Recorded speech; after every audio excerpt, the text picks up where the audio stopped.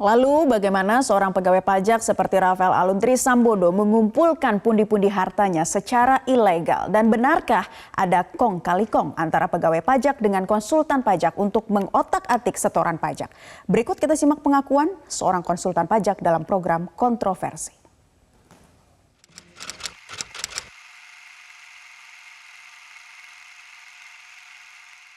Ya kalau dibilang kaget ya saya nggak kaget, ya biasa saja. Karena begini, kalau untuk levelan, ini kita bicara eselon 3 yang bukan bagian umum ya, yang langsung berhubungan. Ya bahwa Rafael sebelumnya itu dia menjabat menjadi kepala kantor, ya Allahualam ya, saya nggak tahu ya. Tapi beginilah, kekuasaan dari eselon 3 itu sangat besar. Dia mampu menerbitkan SKP, STP, kemudian juga mampu memblokir rekening perusahaan seseorang. Karena bagaimanapun kalau sampai menunda pembayaran pajak, itu nanti si rekening koran maupun itu akan hartanya akan disita.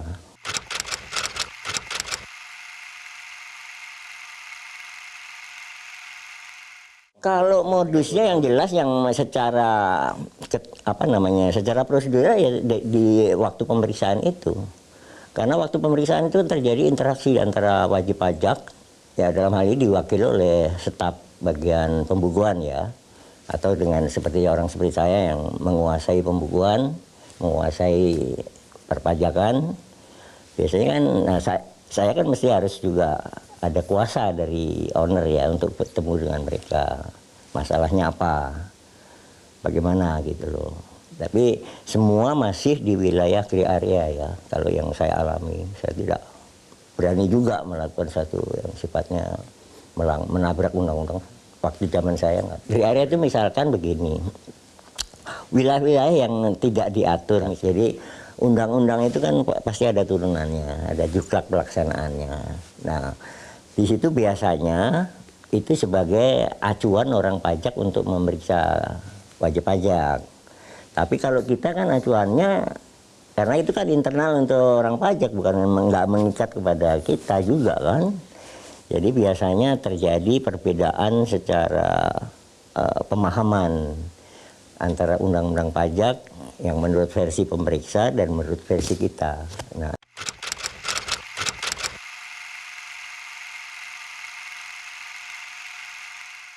wajib pajak ditetapkan oleh sekian di dalam SKP-nya ya, misalkan ditetapkan 10 miliar kata-kata. Padahal 10 miliar ini angka sulap-sulapan gitu loh, mereka cuma asumtif gitu loh. Cuma karena kita juga terbentur waktu, kita juga ngeri harus membayar segitu, meskipun kita banding, kan kita harus minjam kalau udah puluhan atau belasan miliar itu. Ya kan, itu kan bisa mengganggu cash flow perusahaan juga kan. Nah akhirnya kita mau nggak mau ya harus masuk ke dalam pusaran negosiasi itu. Nah tapi negosiasi yang terjadi biasanya tetap mengedepankan setoran ke negara, ada gitu loh, dengan perhitungan yang sebenarnya gitu loh. Jadi itu biasanya kita dengan pihak pajak itu sepakat, oh ini memang nggak melanggar. Yang gray area tadi ya, itu memang boleh gitu loh. Berarti kalau tadi kata nilai asumsi mereka 10 miliar, bisa turun menjadi berapa? Wah itu bisa 1 miliar aja. Variatif, sangat tergantung ya kebisaan dari si negosiator. Ya kalau saya biasanya tuh nggak lebih dari. Temuan harta kekayaan tak wajar ex-pejabat Ditjen Pajak Rafael Aluntri Sambodo membuat publik menyebut Rafael sebagai the new Gayus Tambunan. Pegawai pajak yang menghebohkan seantero Indonesia lantaran rekening gendut yang dimilikinya. Apakah kong kali kong dengan konsultan pajak menjadi modus yang diduga dilakukan juga oleh Rafael? Dan apakah Rafael akan segera menjadi tersangka dalam kasus gratifikasi atau pencucian uang? Telah bergabung dari luar studio dengan Koordinator Masyarakat Anti Korupsi atau MAKI, Boyamin Saiman. Selamat pagi Mas Boyamin. Pagi Naila. Ya, dalam cuplikan yang baru saja tadi kita saksikan bersama ada kesaksian dengan seorang konsultan pajak yang diakui bahwa praktek negosiasi antara wajib pajak dengan pegawai Ditjen Pajak melalui konsultan pajak ini masih marak terjadi. Apakah Anda menduga Rafael juga melakukan praktek-praktek tersebut? Ya, kalau dugaan pasti dalam konteks yang harus dibuktikan hukum dulu nantinya. Tapi kalau kita menganalisa hal-hal yang demikianlah yang terjadi. Memang praktek-praktek itu yang kemarin misalnya tertangkap Angin Prayitno Aji, 3 perusahaan besar itu kan memang praktek itu jadi ada konsultan pajaknya. Bahkan masing-masing konsultan pajak dari 3 perusahaan besar itu kemudian juga jadi tersangka. Dan bahkan yang lebih hebat lagi si konsultan pajaknya itu juga mendapatkan bagian dari upah suapnya itu 5 miliar gitu. Jadi selain dia mendapatkan upah sebagai konsultan pajak dari wajib pajak, tapi dia kemudian kreatif juga itu minta bagian gitu. Dari 3 perusahaan itu 1 perusahaan yang terkait dengan tambang itu meminta bagian uang 5 miliar si konsultan pajaknya. Makanya dia jadi tersangka duluan itu. Jadi ini memang konsultan pajak ini bisa mengkreativiskan pertama memang dari honornya dia. Honornya kan bisa tidak terbatas gitu kan. Jadi seakan-akan si wajib pajak menitipkan jadi honornya konsultan pajak, baru konsultan pajak nanti memberikan kepada oknum pegawai pajak. Cara-cara sederhana itu sudah berlangsung lama sebenarnya. Jadi jelas ya adanya lingkaran negosiasi antara wajib pajak dengan pegawai pajak melalui konsultan pajak. Nah, berkaitan dengan hal ini Mas Boyamin, sampai saat ini kan baik PPATK, KPK hingga Kementerian Keuangan menyatakan masih terus menginvestigasi asal muasal harta kekayaan Rafael. Mengapa sih kok sulit banget ya untuk membongkar praktek yang dilakukan Rafael? Enggak sulit sebenarnya Naila, karena tidak mau, karena diduga saling menutupi, saling melindungi. Ditambah lagi penegak hukum kita malas gitu untuk dalam konteks mendalami semua ini lebih teliti, lebih dalam, lebih jauh begitu. Karena biasa KPK pun kadang-kadang minta bukti yang sudah konkret gitu kalau kita laporan itu. Jadi kalau kita menyampaikan indikasi atau bahkan kemarin yang saya ajukan ke Kejaksaan Agung itu sebelumnya saya ajukan ke KPK berkaitan dengan tagihan pajak 1,7 triliun yang hanya diselesaikan tanda kutip dengan uang 15 miliar gitu. Meminta bahwa kalau ada dugaan suapnya Mas itu. Udah, kan mestinya tugasnya mereka kalau toh ada dugaan suapnya. Padahal saya tidak perlu menginginkan ada dugaan suap, tapi dugaan mengabaikan atau membiarkan atau bahkan level tertinggi menyalahgunakan wewenang, dugaan itu kan bisa saja terjadi karena tagihan 1,7 triliun dan izin menyandera 3 orang, masa kemudian yang disandera 1 orang?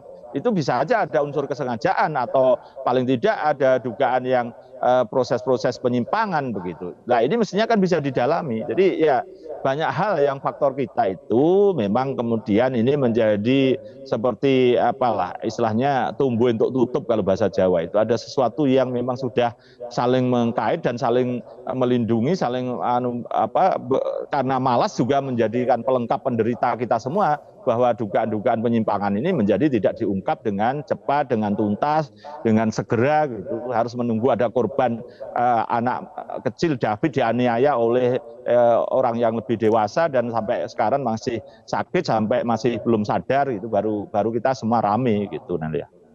Iya, ini juga menyampaikan atau menyatakan juga bahwa rekening gendut pegawai pajak membuktikan lagi ya Mas Boyamin adanya masalah di integritas gitu ya. Apakah hal ini merupakan suatu hal yang tidak bisa dihindari ketika seseorang berada di dalam lingkaran tersebut? Ya sebenarnya bisa, kan ada instrumen. Undang-Undang nomor 9 tahun 2017 itu pengesahan terhadap Perpu nomor 1 tahun 2017 itu tentang akses informasi keuangan untuk perpajakan. Bahkan bisa mengintip dan membuka semua akses keuangan dari orang wajib pajak. Nah, mestinya ini diterapkan terbalik dulu sebelum mengintip atau melihat jasa keuangan yang terkait dengan Boyamin, misalnya artinya saya wajib pajak, mestinya diintip dulu dan dibuka semua pejabat pajak mulai dari eselon paling bawah, eselon 4, eselon 3, eselon 2, eselon 1. Dibuka semua akses informasi keuangannya oleh Bu Sri Mulyani atau oleh Irjen Kementerian Keuangan berdasarkan undang-undang itu. Maka bagi siapa yang tidak clear and clean ya jangan dikasih jabatan, jangan dikasih kewenangan untuk berhubungan dengan wajib pajak, tempatkan di tempat lain aja gitu. Sebenarnya bisa kalau memang ini mau niatnya semua baik dan demi negara semua bisa dilakukan. Saya khawatir ini terus terang aja Kementerian Keuangan lupa ada undang-undang ini nomor 9 tahun 2017 ini tentang mengakses informasi keuangan untuk perpajakan. Dan itu mestinya kan diterapkan terhadap diri sendiri. Saya berulang-ulang terpaksa mengatakan ini karena belum ada tanggapan yang cukup memadai terhadap undang-undang ini yang diinisiasi atau di-endorse oleh Bu Menteri Keuangan sendiri waktu itu tahun 2017 terkait dengan tax amnesty gitu, Naila. Oke, bagaimana pandangan Anda juga terhadap audit harta dan kekayaan pegawai yang dilakukan oleh internal Kemenku itu sendiri, Mas Boyamin? Ya belum belum nampak sesuatu yang bisa kita banggakan karena saya punya pengalaman ada dugaan oknum pegawai Bea Cukai melakukan dugaan pungli terhadap jasa kurir di Bandara Soekarno-Hatta sudah dilaporkan ke Inspektorat Jenderal bahkan waktu itu seperti setengah OTT sampai direkam disadap pembicaraannya segala macam setelah kemudian itu semua ada kemudian direkomendasikan untuk diberikan sanksi. Setelah diberikan Kementerian Keuangan oleh atasannya yang bersangkutan oknum tersebut kemudian dibersihkan namanya dan dapat promosi. Nah kemudian saking jengkelnya saya bawa ke Kejaksaan Tinggi Banten, dibawa ke pengadilan, dinyatakan bersalah, dihukum 3,5 tahun. Nah ini aja belum ada tanggapan resmi dari Kementerian Keuangan, apalagi kita bicara audit gitu. Saya khawatir ini sebenarnya hanya semuanya ini hangat-hangat tai ayam dan kita terpesona hari-hari ini minggu ke depan itu mungkin bisa saja sudah mulai meredup dan kemudian dilupakan semua. Jadi saya tidak berharap tentang audit internal ini bisa berjalan karena sudah melalui Inspektorat Jenderal aja sudah tidak ada tindak lanjut. Oke, jadi kalau menurut pandangan Anda seperti apa nih untuk bisa menekan praktik nakal ini? Tadi kalau Anda katakan kalau ada niat baik demi negara, apalagi ada Undang-Undang Nomor 9 Tahun 2017 dan harusnya ini bisa diterapkan. Apa sih sebetulnya cara yang paling efektif untuk bisa menghentikan praktik culas ini, Mas?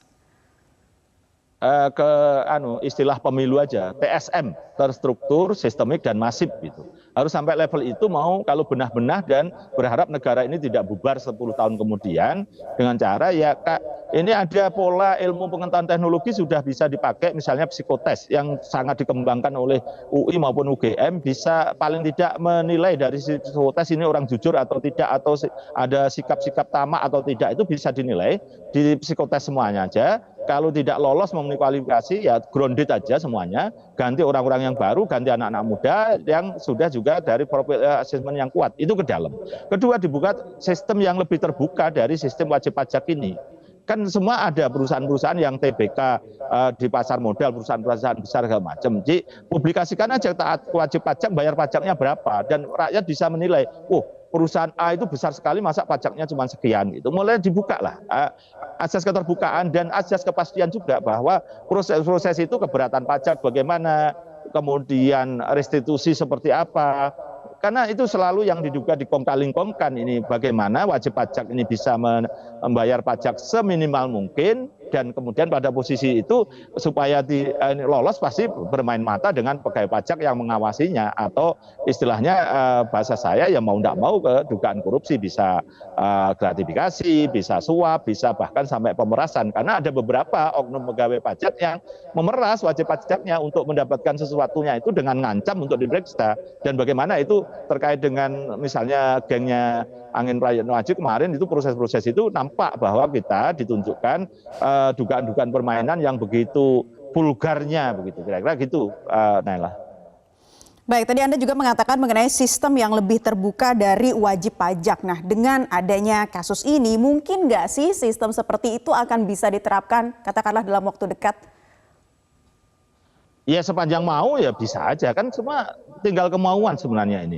Karena sistem-sistem di negara-negara yang tax rasionya tinggi itu aslinya perbandingan antara pajak dan pendapatan kotornya itu di Asia aja itu sudah 30% ke atas itu. Bahkan di Singapura pasti lebih tinggi lagi. Kita ini nggak sampai tembus 10%. Itu karena apa? Dugaan permainan-permainan oknum pegawai pajak yang tidak memaksimalkan pendapatan pajak. Dugaan itu lah yang kemudian membuat tax rasio kita kita itu sangat rendah. Nah, kalau mau tinggal dalam konteks tertentu ini seperti tambang itu transfer pricing, dugaan menjual kepada kelompok sendiri supaya untuk mengakali pajak. Itu kan sudah berlangsung lama sejak kasus, saya ingat pra-peradilan kasus Asian Agri tahun 2010-an sampai sekarang tambang-tambang batu bara itu naik 5 sampai 10 kali lipat harganya, tapi pajaknya masih sama aja, dan itu saya belum melihat ada suatu proses treatment untuk memperbaiki. Dan ada juga dugaan manipulasi melaporkan istilahnya hasil tambangnya yang dijual itu 12 juta ton,